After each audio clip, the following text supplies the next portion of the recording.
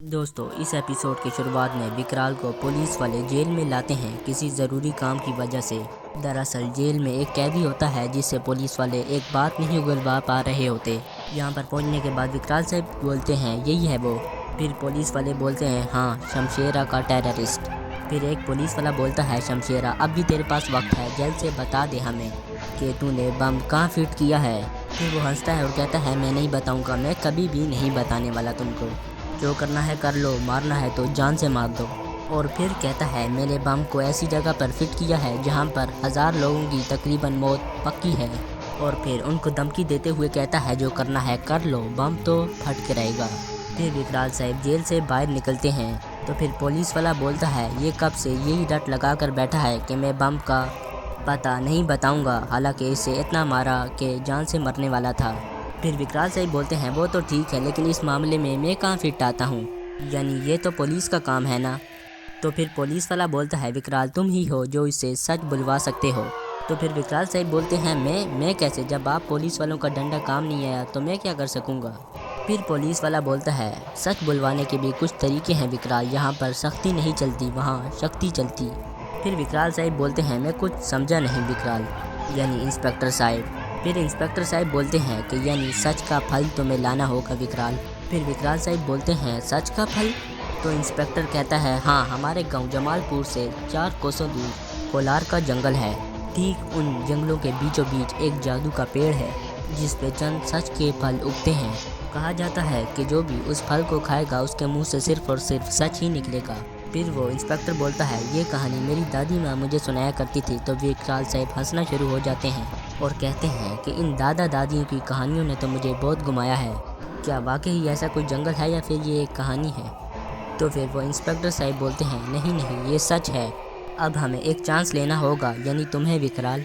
तो फिर विकराल साहब बोलते हैं तो आप लोग चाहते हैं मैं कोलार के जंगल जाऊँ, उस पेड़ को ढूंढ कर तो फिर सच का फल ला कर तुम्हें दूँ।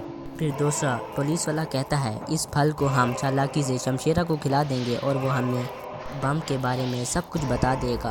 फिर दूसरा पुलिस वाला कहता है अब यही तरीका है विकराल साहब, हमारे लगाए गए अंदाज़ों के मुताबिक कल वो शाम तक बम फट जाएगा। उससे पहले तुम्हें कोलार के जंगलों से वो पेड़ ढूंढकर उस सच के फल को यहाँ लाना होगा विकराल।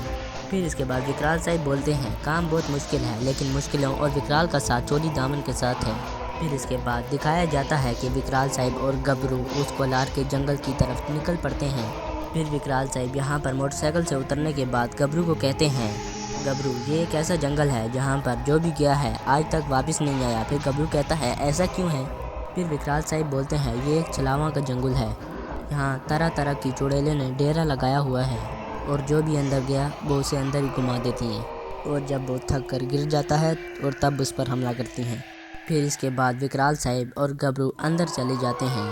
फिर अंदर आने के बाद विकराल साहब गबरू को एक तावीज़ देते हैं और कहते हैं ये पहन लो गबरू, ये मुझे गुरु सत्याचार की बनाई हुई तावीज़ है, ये तुम्हें बुरी आत्माओं से बचाएगी, पर अगर मुसीबत पड़ जाए तो उसे इसी वक्त तोड़ देना, यानी इस तावीज़ को। तो फिर गबरू कहता है उससे क्या होगा विकराल। फिर विकराल साहब बोलते हैं उससे ये होगा गबरू कि तू बच जाएगा। फिर इसके बाद विकराल साहब एक दरख्त पर वी लिखते हैं जिसे देखकर गबरू कहता है इस वी का क्या मतलब है विकराल। तो फिर विकराल साहब बोलते हैं अभी अंदर आए हैं तो बाहर भी निकलना है ना, इसलिए रास्ता ना भूल जाएं, इसलिए वी लिख रहा हूँ। फिर इसके बाद विकराल साहब गबरू को बोलते हैं और गबरू प्लीज़ सवाल और मत पूछ, ये एडवेंचर है, कोई इंटरव्यू शो नहीं। फिर विकराल साहब आगे चले जाते हैं। फिर इसके बाद विकराल साहब आगे जाते जाते गबरू को सांप अपनी गिरफ्त में ले लेता है।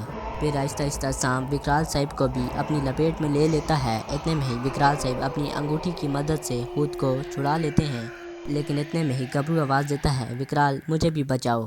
फिर विकराल साहब उसे भी छुड़ाते हैं अपनी अंगूठी की मदद से। फिर इसके बाद विकराल साहब गबरू को डांटते हैं गबरू मेरे साथ ही रहिए अगली बार। फिर इसके बाद दिखाया जाता है 2 चुड़ैलें एक बड़ी चुड़ैल के पास आती हैं और वो बड़ी चुड़ैल कहती है विकराल और उसके साथी एक बार फिर से बच गए, लगता है जब तक तीनों साथ हैं उनको मारना मुश्किल होगा, लगता है उनको एक एक करके मारना होगा। और उसके बाद फिर ये चुड़ैल कहती है विकराल अब तू दे कोलार की चुड़ैलों का छलावा। फिर यहाँ पर दिखाया जाता है विकराल और गबरू जा रहे होते हैं कि इतने में ही गबरू से सोने के सिक्के गिर जाते हैं। फिर जैसे ही गबरू को पता लगता है कि मेरे से सोने के सिक्के गिर गए, गबरू उनको उठाने के लिए वापस जाता है और फिर उनको एक एक कर कर गिनना शुरू कर देता है।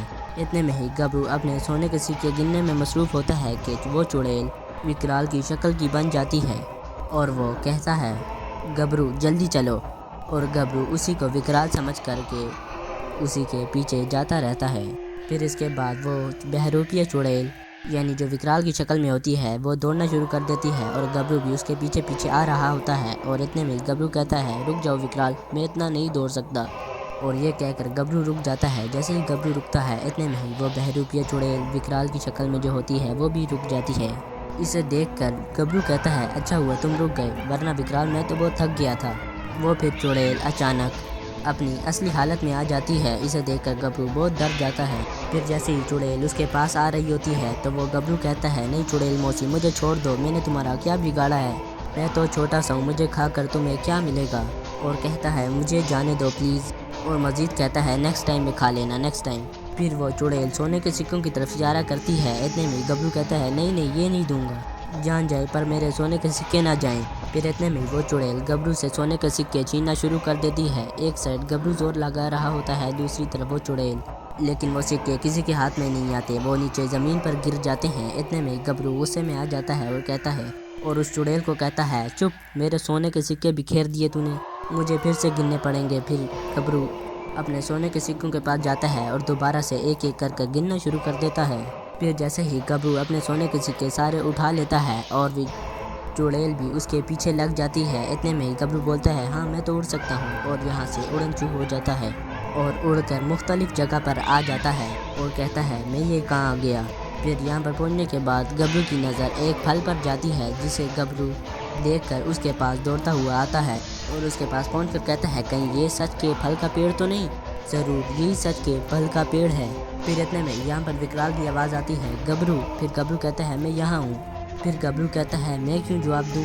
अगर जवाब दूंगा तो विकराल यहाँ आएगा और सच के फल के पेड़ को तोड़ लेगा, यानी सच का फल तोड़ लेगा और सारा क्रेडिट बहुत ले जाएगा। हर बार की तरह मेहनत करूँ मैं और क्रेडिट ले विकराल। फिर गबरू कहता है, नहीं मैं ऐसा नहीं होने दूंगा, इस सच के फल को मैं तोड़ूंगा। फिर गबरू कहता है, विकराल आता ही होगा, मुझे छुप जाना चाहिए, मैं छुप जाता हूँ, ऐसा करता हूँ।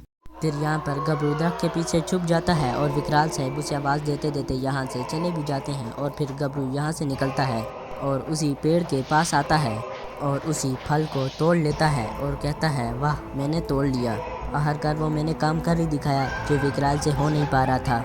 फिर उसके बाद गबरू कहता है, आखिर ये सच का फल है क्या, ज़रा मैं भी तो चख के देखूं। फिर उसके बाद उस फल को गबरू खाता है। जैसे ही उस फल को खाता है गबरू को चक्कर आना शुरू हो जाते हैं और गबरू कहता है, ये क्या हो रहा है मुझे, और कहता है, ये दुनिया घूम क्यों रही है। फिर इसके बाद गबरू को चक्कर आता है और गिर जाता है और गबरू कहता है, विकराल ये देखो मेरे हाथ लग गया सच का फल। इतने ही बातों में कि वो चुड़ैल भी आ जाती है और गबरू से देखकर हैरान हो जाता है और कहता है, नहीं नहीं मेरे पास नहीं आना। जैसे ही वो चुड़ैल गबरू के पास आती है उसे मारने के लिए, कि इतने में ही उसके पाँव से जो गबरू के गले में लॉकेट होता है वो टूट जाता है और विकराल साहब को पता लग जाता है कि गबरू वहाँ पर मौजूद है। यानी विकराल साहब दौड़कर गबरू के पास आते हैं और उस चुड़ैल को ख़त्म कर देते हैं और गबरू दौड़ता हुआ विकराल साहब के पास आता है। फिर विकराल साहब बोलते हैं, गबरू के बच्चे यहाँ क्या कर रहा है और तेरे हाथ में ये क्या है। फिर गबरू कहता है, विकराल मैंने इसे सच का फल समझ के तोड़ दिया और इसे खा लिया। फिर विकराल साहब बोलते हैं, लगता है खुशबू और बढ़ गई है, लगता है वो सच का फल यहीं कहीं करीब है। फिर चलते चलते विकराल साहब को वो सच का फल नज़र आता है, यानी सच के फल का पेड़। फिर विकराल साहब और गबरू उस फल के यानी उस पेड़ के पास आते हैं। जैसे ही विकराल साहब उस फल को तोड़ने लगते हैं कि इतने में ही उल्टा लटका हुआ एक इंसान नमूदार होता है और कहता है, ठहरो, और कहता है, तुम इस पेड़ के फल नहीं तोड़ सकते। फिर विकराल साहब बोलते हैं, तुम कौन हो? तो फिर वो बोलता है, मैं इस पेड़ का बेताल हूँ जो सालों से इस पेड़ की रखवाली कर रहा हूँ। फिर विकराल साहब बोलते हैं, देखो वेताल भाई, मुझे सच के फलों की बेहद ज़रूरत है। दरअसल हज़ारों लोगों की जानों का खतरा है, यानी हज़ारों जानों का सवाल है। फिर वो वेताल कहता है, सच का फल दरअसल ऐरे गहरे नथु को नहीं मिलता, इसके लिए तुम्हें पहले साबित करना होगा कि तुम इसके लायक हो या नहीं। तो फिर विकराल साहब बोलते हैं, मैं नहीं समझा, कैसे? फिर वो वेताल बोलता है, मैं अपने बारे में सिर्फ तुम्हें 3 बातें बताऊंगा, बस तुम्हें सिर्फ इतना ही कहना है कि वो सच बातें हैं या झूठ। सच का फल चाहते हो तो सच और झूठ के बीच का अंतर्ज्ञान होना चाहिए। फिर विकराल साहब बोलते हैं ये तो अमृत के झील के प्रेत का कोई रिश्तेदार लगता है, क्योंकि वो भी 3 ही सवाल कर रहा था, ये भी 3 है। फिर विकराल साहब बोलते हैं कि अच्छा ठीक है बेताल, पूछो जो पूछना है तुमने। तीनों के अगर तुमने सही जवाब दिए तो ये सच का फल तुम्हारा, और अगर एक भी गलत जवाब दिया तो तुम यही रह जाओगे। फिर वो बोलता है पहला सवाल ये है कि मेरी उम्र 600 साल से ज़्यादा है, बोलो सच है या झूठ। फिर गबरू इतने में ही बोलता है झूठ झूठ, बोला 600 साल भी कोई जिंदा रह सकता है क्या विकराल? विकराल बोल दो झूठ। फिर विकराल साहब बोलते हैं मरने के बाद आदमी के नाखून और बाल बढ़ते रहते हैं, और ख़ास तौर पर बेतालों के। तुम्हारे नाखून और बालों को देखकर लगता है तुम यहाँ 600 सालों से हो। हाँ ये सच है। फिर वो बोलता है सच कहा तुमने, बहुत ज्ञानी हो विकराल हम बेतालों के मामले में। फिर वो बेताल बोलता है चलो दूसरी बात, आकाश में घास उगते हैं और धरती पर पंछी उड़ते हैं, बोलो सच या झूठ। फिर इतने में ही गबरू हंसना शुरू कर देता है। क्या उल्टे सीधे सवाल करता है विकराल, ये तो गलत बात है विकराल। फिर विकराल साहब बोलते हैं हाँ ये सच है, क्योंकि तुम उल्टे लटके हुए हो, तुम्हें सब कुछ उल्टा दिखता है, धरती पर परिंदे और आसमान पर घास, तुम्हारे लिए ये सच है। फिर वो बोलता है ये भी सवाल दुरुस्त कहा तुमने। अब आखिरी बात ध्यान से सुनो विकराल, अगर तुम्हारी और मेरी लड़ाई हो तो मैं जीतूंगा, बोलो सच या झूठ। फिर विकराल साहब बोलते हैं ये कैसे हो सकता है, जब हम दोनों की लड़ाई हुई नहीं है तो मैं कैसे बता सकता हूँ कि तुमने सच कहा या झूठ। फिर वो बेताल बोलता है बेटा सच का फल हासिल करना कोई आसान बात नहीं, बोलो विकराल सच या झूठ। फिर विकराल साहब बोलते हैं ये झूठ है झूठ। फिर वो बेताल बोलता है इस जवाब यानी ये जवाब तुम्हारा गलत हुआ। फिर विकराल साहब बोलते हैं सच और झूठ का फैसला तो हमारी लड़ाई से ही होगा बेताल भाई। फिर वो बेताल बोलता है क्या, अगर हम दोनों की लड़ाई में मैं जीता तो मैं सही, अगर तुम जीते तो तुम सही, क्यों हो जाए दो दो हाथ। फिर इसके बाद बेताल उल्टा लटका हुआ सीधा हो जाता है, यानी ज़मीन पर आ जाता है और कहता है विकराल उल्टे सीधे काम करवाते हो मुझसे, आओ लड़ो मुझसे। फिर विकराल और बेताल की लड़ाई शुरू हो जाती है और विकराल साहब आखिरकार इस लड़ाई में जीत जाते हैं। जीतने के बाद बेताल बोलता है तुम बहुत चातिर हो विकराल, पर जो भी हो सच के फल के हकदार हो। 600 साल तक शायद मुझे तुम्हारा ही इंतज़ार था, जाओ मेरी आज्ञा से तुम एक फल नहीं 2 फल तोड़ सकते हो विकराल। फिर विकराल साहब बोलते हैं ओह बोनस थैंक यू। फिर वो बेताल वो 2 फल देता है उनको। विकराल साहब फिर बोलते हैं ये 2 फल किस लिए। फिर वो बेताल बोलता है एक फल समाज के लिए और दूसरा फल तुम तीनों के लिए, अब तुम लोग जा सकते हो, ऑल द बेस्ट। फिर इसके बाद विकराल साहब हंसते हैं और कहते हैं अरे तुम तो इंग्लिश भी बोलते हो।